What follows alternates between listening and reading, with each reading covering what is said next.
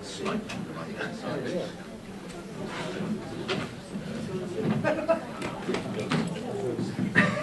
That's impressive. Buonasera a tutti, per il nostro pubblico italiano ricordo che parleremo in inglese, quindi chi ha bisogno di traduzione può prendere le cuffie qui fuori. Welcome everybody, we are today in the second meeting of our cinefilia discussions. Yesterday we had a meeting between Cahiers du Cinéma and Positif, Jean Duché, Michel Simon and Jean Duché. You can find it just now on our website, cinetecadibologna.it, and linked on YouTube. And the same will be for the next meetings every day after the single roundtable. Today I am honored to introduce you to two great guests. Yesterday the argument was French criticism and French cinefilia. Today is Anglo-American, English-American cinefilia. At my here you can see Jim Hoberman, who wrote several books on film history and film culture, is an important and legendary critic, leads a well-known blog, jhoberman.com, and most of all, he's the former, I'm sorry, Village Voice critic. For me it's the Village Voice critic now, but he's been fired some months ago. If he wants to tell us this sad story, he can tell us, but it's due exclusively to cost cut, you know, because of an economical crisis. It's a situation that we read on Italian newspaper just a month ago. He's also taught intermittently at NYU, once at Harvard, and for the last 20 years regularly at Cooper Union. Currently, as Gell Professor of Humanities, he served 2 terms on the New York Film Festival Selection Committee, 82-84, and 2007-2009, and so on. Ian Christie is welcome too. He's an old friend for Cinema Ritrovato Festival, where he has been leading an annual workshop for Europa Cinema's members, where they discussed how to link the old experience of cinema with contemporary culture and especially e-media. He's a film historian, curator, broadcaster, consultant, and has been anniversary professor of film and media history at Birkbeck College since 1999. Wrote and edited books on early film, Paolo and Pressburger, Russian cinema, Scorsese and Gilliam. And current research interests include the history of production design and the cultural impact of film in the digital era. So today we want to ask our guests how they feel about the changes in the cinematographic culture, in cinephilia, between all the new experience of film, of viewing film, and also on writing about film. Who wants to start in alphabetical order? Maybe Ian Christie. We didn't discuss that. Well, okay, let me start sort of in the present or in the near future. I'm editing a book at the moment, which is called Audiences, and it's a book in a series that I'm doing for Amsterdam University Press. And unexpectedly, this book is taking a certain direction towards cinephilia. It wasn't my original intention that it would, but it keeps coming up in pieces that I've commissioned. And we've got a very interesting piece by Laurent Juliet, teaches in Paris at Paris 3, which is called The New Cinephilia on the Web. And it's really a very impassioned argument that the web has created, the web has created extraordinary opportunities to link people and to develop a new kind of cinephilia, which is related to the old cinephilia with its kind of webs of discourse. But now people are more connected and are developing this kind of culture, which he thinks is very specific to the era of the web. And of course what he wants to argue is that it's no less passionate and also eccentric and all-consuming than old-style cinephilia was. And I think it's an interesting argument. So I think the notion that the web has kind of, not just in terms of allowing people to exchange their points of view, their messages, their enthusiasms, their lists, but also, of course, it's given them access to film.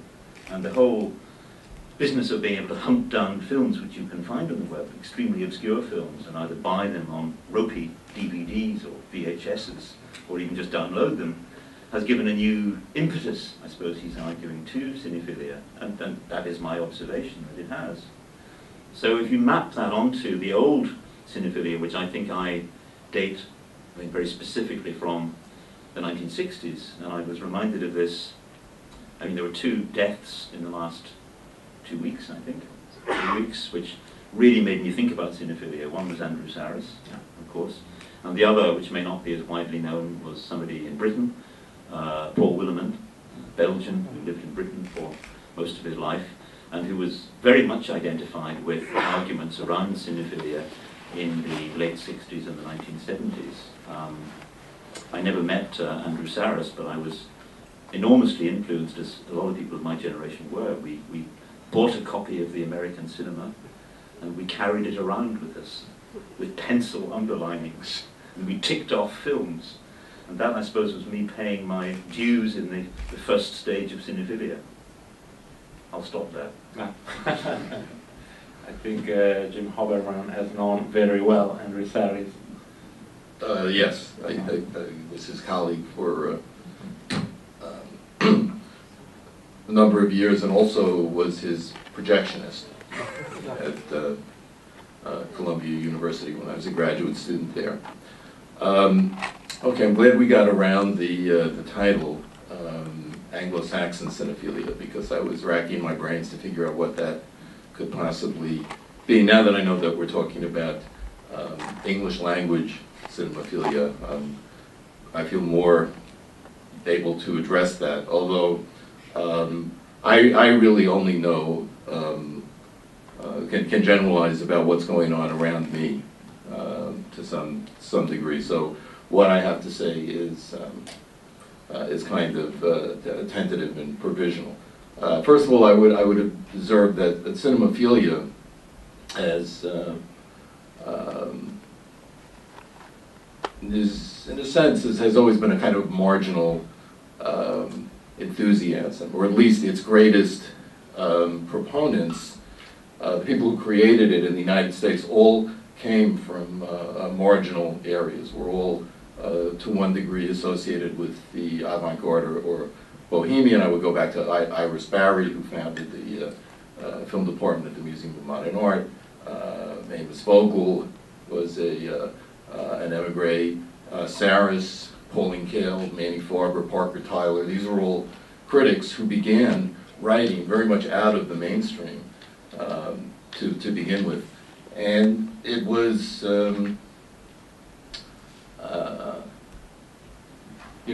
unusual in that the love of cinema was also at the same time a mass phenomenon. People loved the movies. I would guess that the most popular form of cinephilia would be star worship, but I'm talking about, as you know, something somewhat different. I think that this became institutionalized in the United States starting in the 60s and into the 70s, and that was a very exciting thing, in part because you have a second form of mass cinephilia mainly among people who were young at that period, when movies had a particularly privileged connection, let's say, to life, and that began to change, and that culminated in an article which was extremely widely commented on in the U.S. I don't know what its status is internationally, but Susan Sontag wrote an article in 1997 called "The Death of Cinephilia," which occasioned a lot of discussion. Of course, this has to be seen in the context of a whole kind of end of the millennium, feeling all sorts of things were ending and falling apart, and this was just one more thing that was dying. But I do think that she was referring to a kind of social moment, something that no longer existed, and I believe that although it would be perverse to even talk about, to invoke the idea of the death of cinephilia here at this festival, I mean, it would be crazy, because this is more than, or certainly no less, and maybe more than most festivals, is about that very thing, and it's thriving. It is true, in my opinion, that movies themselves are just do not occupy the same part of the cultural universe that they once did, and that's what people experience as the death of cinephilia. In a way, it's like the remarginalization of film culture, which in many other senses is extremely healthy, and I agree with you. I think adapting to all sorts of new technological possibilities. But can I just pick up something which I've been thinking about? What is it we're talking about, cinephilia? And what I've deduced is that what most people, it's a very loose term, and people mean radically different things by it, obviously. I'm sure that's what this series of talks is going to reveal. Now, let's define it. No, but what I'm going to say is I think that cinephilia in its classic form, and actually in this new reborn form, is not about film, it's not about the great films, it's not about film classics. It's actually about a deliberate cultivation of the marginal, the obscure, the esoteric, hunting things out, being attuned to the finer points of trashy filmmakers, and some of those names that you mentioned, Danny Farber, Bill Everson, people like that, were all about not recognizing the landmarks, the great landmarks of cinema. That was easy. Anybody could do that. It's really about having that kind of connoisseurship for the obscure, the marginal, the often, despised. I think that's what cinephilia is about. I mean, Paul Williman dedicated his life to things like, Roger Corman and Raoul Walsh, elucidating them in extremely esoteric ways. So there was a kind of initiation test about whether you could actually kind of pass the test to get in. Plus, in those days, of course, there was the question of, had you seen the films? What lengths did you have to go to see those films? And all that business of pilgrimage and searching out and knowing the collectors who had the films who would let you see them. That was part and parcel of cinephilia, rather than, I think, which I think is another issue almost, how central is film to our culture now? Well, I think that I don't think the two are unconnected. I think that I would define cinephilia, and I mean this in a completely objective sense, as a love for movies that transcends all bounds, an irrational love for the medium, and in that sense, the surrealists seem to me to be the forerunners of cinephilia. But I think that is, to a degree, that is the reason that you can believe that Roger Corman or Kenneth Anger or Ozu or any non-mainstream artist is of tremendous importance, is because they are also representing this colossal medium. And people took it for granted in the 20th century that motion pictures were the medium of the age. And you can't just say that can cease to be without thinking that cinephiles are going to suffer some kind of, at the very least, narcissistic wound as a result. That it's painful. Painful. At least that's my experience. Also, I would say as a working critic. Yeah. Yeah, but I mean, what we have got is a situation where a lot of respect for cinema and recognition has got institutionalized. I mean, what we had at the end, in the last quarter of the 20th century, was the academicization of film. This was a whole new ball game. That's for video games. No longer have not yet, gotten into the academy. Oh yes, they have. Oh really? Oh yes, they have.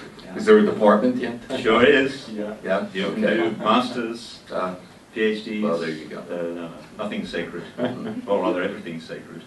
But don't you think that contemporary cinephilia has something to do, in every case, with the transformations of film canonization? If you have a film canon, you have a cinephilia, but how the cinephilia manages the canon, the film canon. Here, the Cinema Ritrovato, Cinema Discovered, there is an institutionalization of the film canon, Sure. I think, in a certain way. Well, I mean, but if you go to read blogs, there's some kind of reviews, some kind of communities. They want only Japanese horror or extreme porn and so on. There are two kinds of cinephilias, I think. What do you think? At least. Yeah. Well, I mean, the At question, least, yeah. the question of canonization is really interesting, especially because, in calendar terms, this is one of those years when the Sight and Sound poll is happening again, 2012. In August, we're going to see the latest round of polling. And that's interesting. It's not the be-all and end-all of anything, but it's been going ever since 1952, so at least you've got a kind of scale to measure it on. This year is going to be really interesting because what we've done is to ask a vastly larger number of people, hugely large number compared with previous outings of this particular poll, and I think it'll be very interesting to see how it shakes down once they're all mashed together. But I take the view that the canon is actually a very kind of slow-moving thing. I mean, there's a kind of canonic inertia, very, very slow to respond to the actual areas of interest and enthusiasm. And there was that extraordinary moment between the poll of 1952 and 1962. The 62 one is fundamentally different from the 52 one because suddenly people are responding to new films and getting very excited by them, and they actually bounced La Ventura into the top 10, absolutely under the pressure of thinking this is new, this is completely different. And since then, it's become a matter of inertia. The movements have been glacial ever since. It's just kind of moving a dozen names around rather slowly. Hasn't Citizen Kane been the number one film in every... For 50 years. For 50 years. That was when Citizen Kane first vaulted in 62. I'd be very interested to see if that will change, just because there are many more people. I would think, if anything, opening it up to more people will only enshrine a certain kind of conventional wisdom, which will would tend to keep something like Citizen Kane or The Rules of the Game or Vertigo in place. Well, Vertigo, as far as I remember, was only 3 votes away from making it to number 1 last time round. So we'll see. But yes, you're right. Opening it up might have that effect that you actually get a lowest common denominator effect. And what to do? I mean, there's another simple fact of life which strikes me about this, which is that the number of films to be aware of, to have seen, has quintupled since the early draft of the canon was drawn up. But I mean, how many times has it increased? Vastly, anyway, we can all agree with that. And so the business of actually having an overall grasp, as all of those critics that we were talking about earlier had, I mean, everybody from Iris Barry, Paul Rother, he was 22, I think, when he wrote the film till now, and he thought he'd seen everything. And he kind of had, and produced a list of 112 films that everybody should see. But just imagine that task today. I mean, it's ridiculous. I mean, again, well, first of all, I think it's worth pointing out that in this festival, I mean, one of the great things about this festival is that everything is old. I mean, we're looking really at 20th century movies overwhelmingly, and that my own experience has been there have been at least as many, if not more. Again, I'm talking as a critic, discoveries that I made of movies that I missed or was unaware of the first time they were around. So I think that the culture is film culture is becoming richer in a way because it's becoming more, let's say, historically self-aware.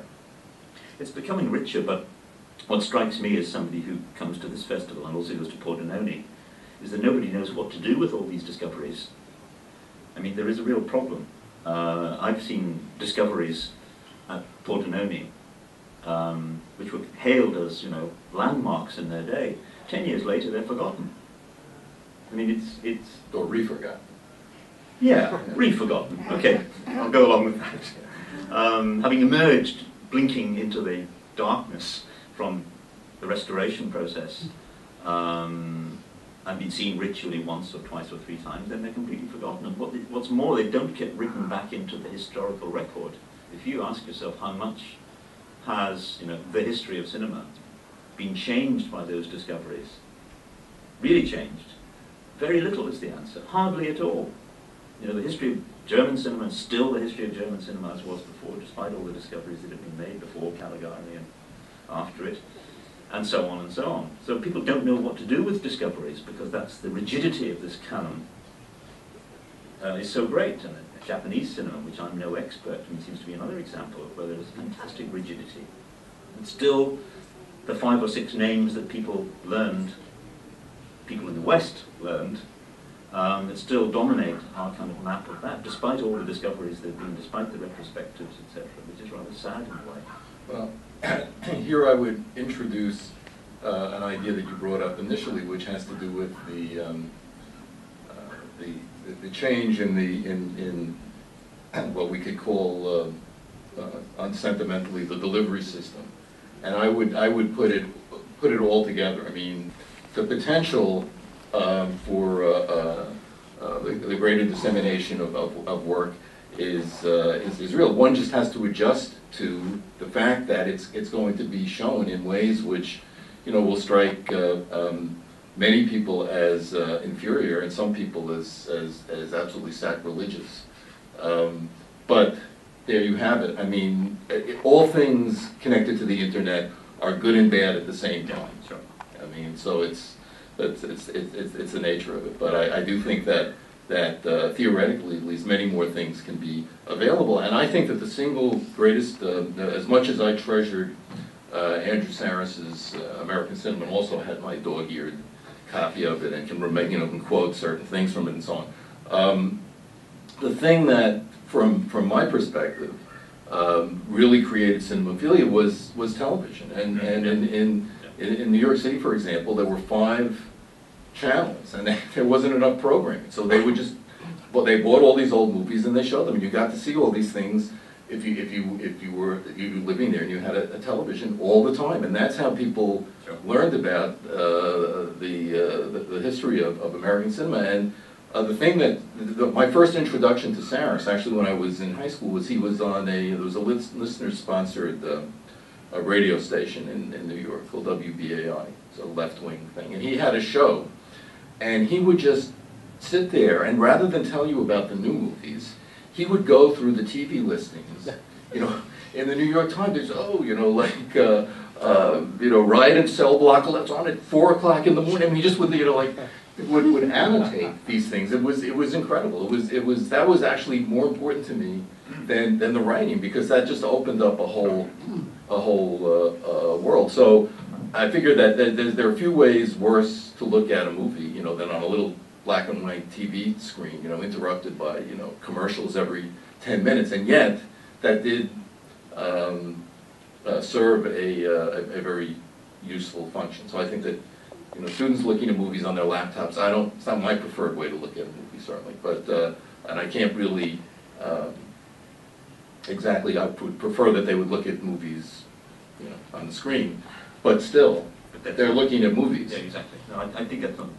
I mean, I've got another piece in this book that I mentioned, a book on audiences, which I'm in the throes of translating at the moment, and it's by Roger Audin. Some people may know he's one of the kind of famous figures in French studies, in French film studies, who retired recently from teaching at Paris 3. And Roger has written an extraordinary piece which is called Spectator, Film and Mobile Phone. And Oh yes, I forgot there were worse things than laptops. Yes. And this is great fun. I was just sitting doing an hour's translation before I came here, so it's very much in my head. Every time I'm on a train or a plane, I'm getting near the end now. It's a wonderful piece because this is somebody, you know, who occupies this. I mean, he was a close associate of Christian Metz's, and etc., etc. And what he's saying is, mobile phones are wonderful. They give you a whole new way of engaging with film. In fact, they transform your role as a spectator. And he goes through in enormous detail all the ways in which they transform your relationship with film. Yes, you watch it chopped up into pieces. You watch it with an awareness of the outside world. It gives you a manual connection with it. And by the time you finish reading this, you realize that there's a whole new world of film consumption opening up, which has got nothing to do with sitting down and watching a film under ideal conditions at Cinema Ritrovato. And that's a relatively new experience, being able to come to festivals like this and watch films in this way, let's remember. But there are these other new ways, which are all interesting and give you a different kind of engagement. And if there is a distinctive modern form of cinephilia, it's the fact that people are willing to watch films in the most extraordinary ways. And I think we have a different relationship with the film depending, you know, under what conditions we see it. I sometimes see a film under 3, 4, 5 different modes. I don't think television is the worst way to see a film, because some of my most fondly remembered encounters with film were seeing films on small televisions. And they've never been superseded by seeing them big. Yes, and in fact, I think there are some movies. I think that Vertigo is a case in point. It's like absolutely. I first saw that on a small black and white TV in the road to buy commercials, and it's an indestructible movie. The Touch of Evil also. Yeah. I mean, this is a movie that I first, before I knew that it was an Orson Welles film, just saw it. But it's not my preferred way to watch a movie. No. Well, no, I'm not saying it's my preferred way, but I'm saying it's an interesting. I mean, there's another interesting question, which is people who are growing up, people who are beginning to discover movies in that passionate way in their teens, let's say, have access to an extraordinary range of ways of seeing films. And they certainly don't have fewer ways of seeing film. Far from it. So I'm not sure about Dave's law. Mm-hmm. But that had to do with availability, I think. Well, Dave's not here to explain. But there are extraordinary, I mean, there are lost films popping up all the time. And other films that are disappearing. Well, think of a film that's disappeared. I can think of more films that have appeared suddenly, films that were believed lost, that have appeared in some extraordinary way. I can think of a few films, I mean, this is silly, but I can think of a few films that I actually have, you know, on laser that now I can't get on DVD, at least, you know. But you've kept your Laserdisc player, right? Yes, I've kept my Laserdisc. That's hilarious if you bring a Laserdisc to class sometime. It's like, you know, show this to students. Yeah, I mean, you know. And I'm opening a new chapter. What do you think about the digital era in particular? I mean, in contemporary movie theaters, and I think that movie theaters now is trying to compete with internet and web and online films and so on. So you have to put in the theater the new experience, like third dimension, or like the new digital 4K projection and so on. But running at 40 frames per second. Yeah. Is it possible for a long term to challenge the new media generation and trying to force the movie theaters to run and to... It's not a matter of forcing, I mean, it's already happened. Yeah. The digital revolution happened. It happened a little while ago, and the only problem now, I mean, this is from a Europa Cinemas point of view, because we're 60% of theatres in Europe are digitally equipped.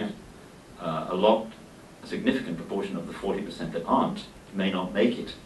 And I would predict that the production lines that produce 35mm prints will probably go out of business within 18 months or 2 years maximum. Cinemas are taking out 35mm projectors. Anything that, a cinema that doesn't convert to digital, a film that doesn't exist as a DCP, is in an imminent danger of being unshowable. So it's happened, it's over. And I'd say just get over it. People probably, well, we know historically that people rambled on for 2 or 3 years about the loss of silent cinema. The ones that get reported did, but a lot of people thought that sound cinema was great, and they took to it like ducks to water. And there were horrible teething problems, but they got over those in 3 or 4 years. I think we're in a similar situation with digital. Oh yeah, I agree. It happened, and you can't be you know, I mean, telling it to go away is meaningless. I mean, I think that bringing up silent cinema is it's a valid comparison, because there's a wonderful essay by Rudolf Arnheim called the film critic of the future, where he's in effect criticizing all of his colleagues. This was written, I guess, in 1931. All of his colleagues who were bemoaning the death of silent cinema, and he understands. He's not unsympathetic, but he finds their position to be untenable. I mean, the fact is that silent cinema was its own thing. It happened. It existed. It was there, and you know, commercial considerations destroyed it. I mean, it's true that for any objective sense that, you know, that silent cinema, the movies that were produced in 1927, 1928, are on the threshold of some remarkable continued developments, and they just weren't going to happen. And that's his point, that something came in its place. And I think it's relevant because it is true that the photographic image is its own thing. You can't, you know, the digital projection is not identical to a photographic projection or reproduction, and it can't be. And I went through a mini version of this again, you know, as like a teacher, and perhaps you did also, where initially I was a real purist, and I wanted to show everything on, I wanted to project everything, and it didn't take me very long to realize that like these cruddy, scanned, scratched, beaten up 16mm prints were vastly inferior to projected digital, even before that. You know, projected VHS tapes. Sure. I mean, and digital is that much better. And so I think that again, you know, there's losses and gains with any technological development, and I do believe that movies will continue to be projected, but you know, I think that, you know, people will continue to go to the opera also. That it's not the projection will never come back to the movie theaters in the malls, or even the big theaters. But now more people are going to the opera now by going to the cinema. That's right. That's become a really interesting phenomenon. I mean, within the Europa Cinemas network and within a lot of other networks of cinemas, alternative content, as it's called in the business, is accounting for as much as 25% of screen time, which is very interesting. I mean, one's first reaction is to say, ooh, it's stealing time from film. And there are important bodies of people who are arguing that. There's an organization in France that has posted a manifesto against, you know, stealing screen time from cinema. And they have a point. There is less screen time to show the vast number of films that get made in France, for instance, because of opera. But actually, interestingly, there's no intrinsic reason why a cinema-shaped space should be used to show a thing called a film.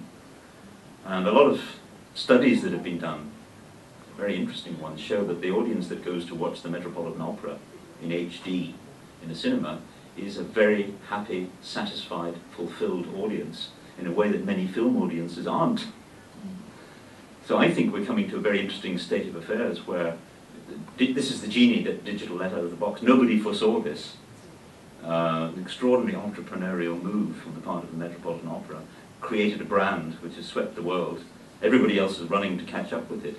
Actually, it's produced a very interesting challenge for film, old-fashioned film. Can it deliver the same intensity of experience, the same satisfaction? But do you think that this kind of other content is because of the the similarity with live. I think there is a link between going to the movies in cases like that and going to a concert. And this is the same for the film festivals. Yeah. Yeah. Yes. Well, the Metropolitan, I used to think they were crazy insisting that it had to be live.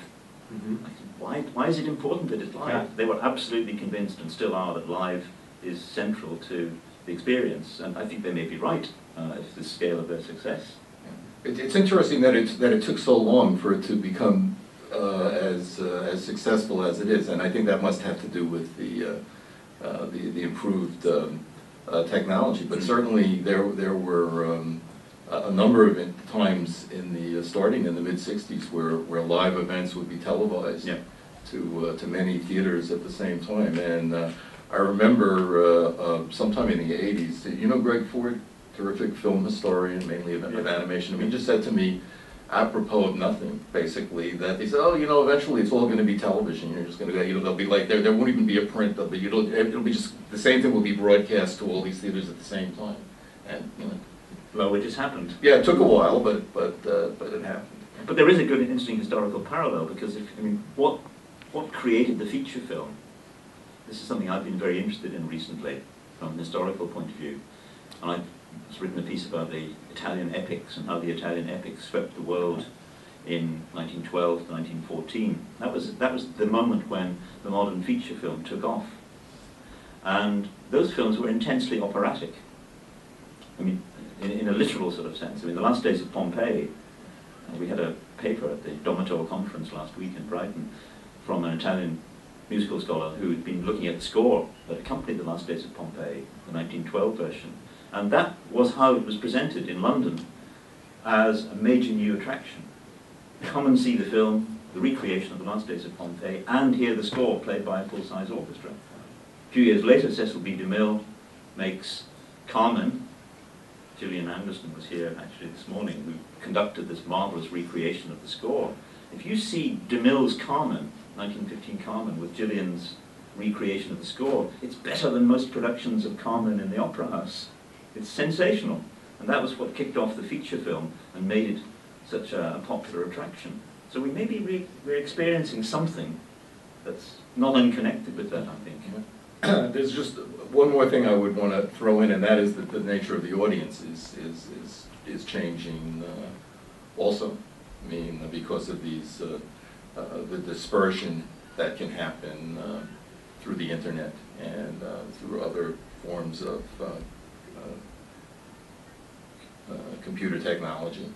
You know, and that may be something that although obviously there still are audiences that are coming to see televised opera and other and film, certainly the basic, something that was seen as let's say the living heart of film consumption, a certain kind of community. You know, the idea of watching with several hundred people is something that is necessarily eroded by Netflix and every other kind of new film consumption. Yes, but, okay, it is. But, I mean, I did a piece of work for the recently abolished UK Film Council, a report about film viewing preferences and habits in Britain. And there's a graphic that we have in this that I was showing to the people in the workshop earlier this week. And we tried to calculate how many film viewings there are in Britain in a year. We've come up with a figure of 5 billion. We think there are 5 billion film viewings in a country of 60 million people. And we've broken those down into where they occur. And basically, 52% of them happen on a television screen. That's not surprising. As Jim said, that's been the standard way that people have received films for 50 or 60 years. Another big chunk happen on DVD. 6% happen in the cinema. Quite a lot happen on mobile devices, and this was done before the iPad really struck. And 2% happen on planes. People often forget what a significant development when airlines first had the bright idea of putting screens in the back of seats to keep people happy during long-distance flights, but they didn't realize what they were doing. They were creating a whole new field of film viewing. And editing. And editing. But the experience, I mean, you've all done this, the experience of sitting in a plane with a pair of headphones on watching a film is very different from sitting in a theatre watching it, but it's not necessarily worse. It's different, I think. There are films we've all watched on planes that we wouldn't dream of going to the cinema to watch. And sometimes we've enjoyed them, and sometimes we've said, thank God I didn't pay for that. But it's a very, very interesting phenomenon. It throws up a menu of choice, and it's a significant slice.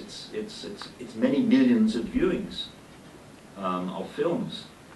So what I'm really trying to get at is that it's the 6% of viewings of films that happen in a cinema in Britain.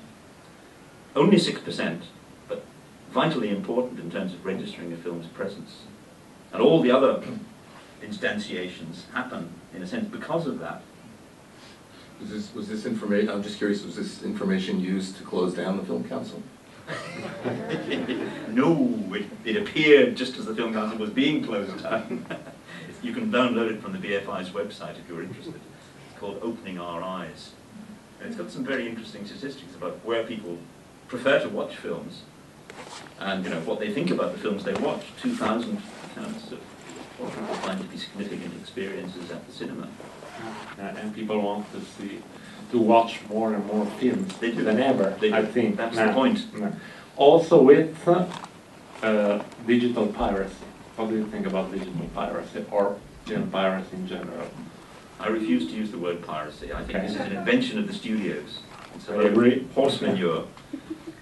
The studios have known for a very long time, and they have research to prove this, which they refuse to publish, which is that piracy does not harm, double inverted commas, the circulation of films. It might marginally affect their profits, their excessive profits on certain big movies, but they know very well, and this has now been proved by a number of independent studies, that people who download and access and peer-to-peer copy films, which is what it should be called, are actually big consumers of film. And very often the reason they do this is because it's too expensive to go to the cinema, which it is for many people, or because the film is being unreasonably held back and delayed by all the paraphernalia of release schedules. They just want to see the film. So I think that the campaign that the studios have waged for so long against piracy, as they've managed to call it, is just trying to protect what they see as their interests as a cartel. And they are a cartel. And that cartel, as we know, was created back in the time of Edison. When the biggest pirates were actually his projections. Precisely. Well, Edison was the biggest pirate to begin with. Exactly. So, no truck with that at all. So we have just 10 minutes, but I have a simple and maybe dull question for both of you. Jim Hoberman first. What's the future of the film criticism in this context? Yeah, Well, $1 million question. It's hard for me not to take that personally, but let me put it this way: the first week after I lost my job, I was laid off, technically. Anyway, it's a complicated thing, and it had to do with, I should say, my union activities as well. So that's it's part of a larger thing. But anyway, for the first week, I got a lot of sympathy calls from fellow journalists, who, of course, like when one journalist gets laid, everybody who still has their job is thrown into a sense of existential terror. And my reflexive answer was, I had this whole thing down. I loved newspapers, I loved print. I mean, all this, and it was true. I mean, I really do love newspapers. I still read them as papers. I have a great affection for print. So I had this, and it was part. And then, by the middle of the second week, I just realized that this was like a complete. I might as well. Yeah, I was being King Canute. I mean, I was. I had to adjust to the way the world was. So I think that everything is migrating online sooner or later. It's just that's the world we live in. I mean, we live in in some sort of cyberspace, you know, and everything is some kind of cyborg, you know, a mixture of these two things. And so film criticism will continue as long as people have opinions, which and feel like venting them. And so I think it will, I hope it will continue in print as long as print is there, and as long as people continue to buy books and periodicals. But if not, it will continue online. Now, if you're asking me, will it change? Yes, of course it's going to change by virtue of the you know, the medium. But maybe that's another question, unless you know, unless that's what you're asking me, how it's going to change. Well, it's harder to see, but I think that one thing that I have learned is that printed medium and publications still have more authority than any number of blogs or aggregated sites or anything like that. Even if people don't really read it, it's very strange. I mean, it seems to have a greater existence in the world. And you know, if you write for a publication, you are to a degree that publication, even if you're your own, even if you hate them. You know, you hate your editors, you disagree with everything they do, it doesn't matter. That's still the megaphone that you have. And, you know, online it's really, I mean, in one sense it's great, you know, like 1,000 flowers bloom. But, you know, a lot of them are, I wouldn't call them poisonous weeds, but, you know, it's harder to separate the, you know, there's a lot of stuff there, and I don't think people have enough time really to go through it all. So that's my tentative sense of how it's going to change. Yeah. Well, I mean, I think I agree with a lot of that. Although we're still, what point have we reached in the digital revolution? We don't know, of course. That's the point. We won't know for a long time. It is true that people, I mean, you know, it's not so long ago that in academia we were sort of saying to students, you know, oh, you can't cite, you know, web references, or there was a lot of there's an air of preciousness about it. It's not a real reference. The real reference is to something printed or in a book. Well, that's all changed, and for the better, I think, necessarily. I think we're getting more used to some extent, it's just a question of getting used to the new world of how you reference things. Yeah, I agree that it's better. I mean, you know, look at I didn't want to tell you how many times a day when I'd be working I would look something up on Sure. Wikipedia or anything like that.